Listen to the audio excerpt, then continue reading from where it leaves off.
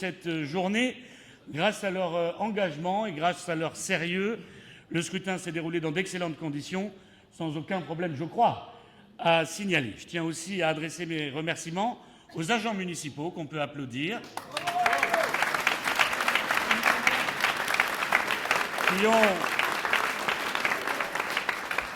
qui ont largement contribué à l'organisation et au bon déroulement de cette journée démocratique. Permettez-moi maintenant de vous donner les résultats de ce premier et seul tour des élections municipales.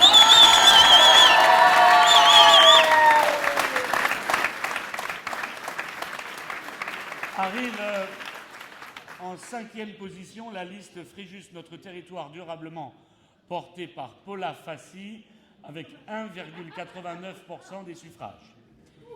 En 4e position, la liste Fréjus Riposte, portée par Christine Romano, avec 5,23% des voix. En 3e position, la liste Soyons fiers de Fréjus, portée par Martial Cerruti, avec 11,61% des voix. En 2e position, la liste Notre Parti c'est Fréjus, portée par M. Bonnemain, avec 29,94% des voix. Et arrive en première position la liste que j'ai eu le plaisir et l'honneur de conduire, Notre Force c'est Fréjus, avec 51,33% de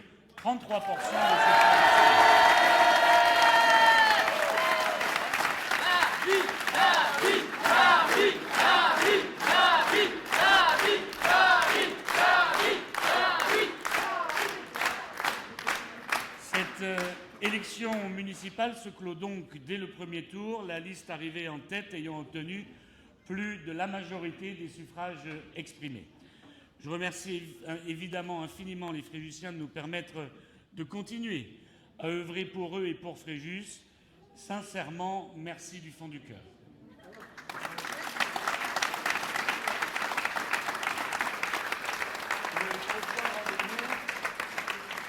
Le prochain rendez-vous est désormais fixé à vendredi prochain, ici même, pour le conseil municipal d'installation. Encore une fois, merci à tous. Sincèrement, du fond du cœur. Bonne soirée.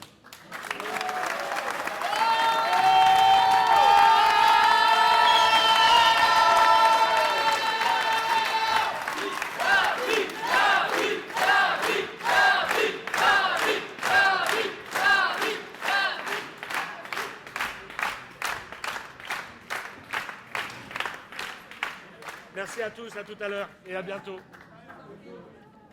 Monsieur Rachid, bonsoir. Je peux juste vous demander une réaction après ces résultats.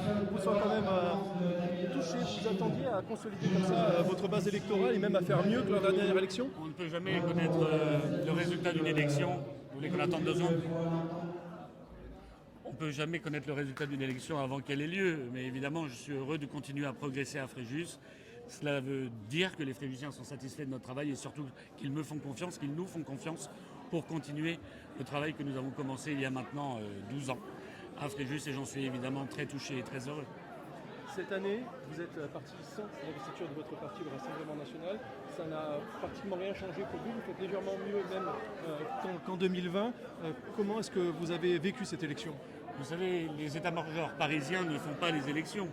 Moi, je suis resté adhérent à mon parti politique. En 2020, j'avais déjà fait une liste de rassemblement municipal ouverte, comme elle l'est aussi, comme l'est cette nouvelle équipe, à nouveau. Et c'est comme ça que j'entends la vie municipale, loin des étiquettes partisanes et en rassemblant les forces vives de la ville. David Rachlin, il y a également, on va en parler parce que vous avez de nombreuses questions à ce sujet, des affaires judiciaires, un procès qui arrive.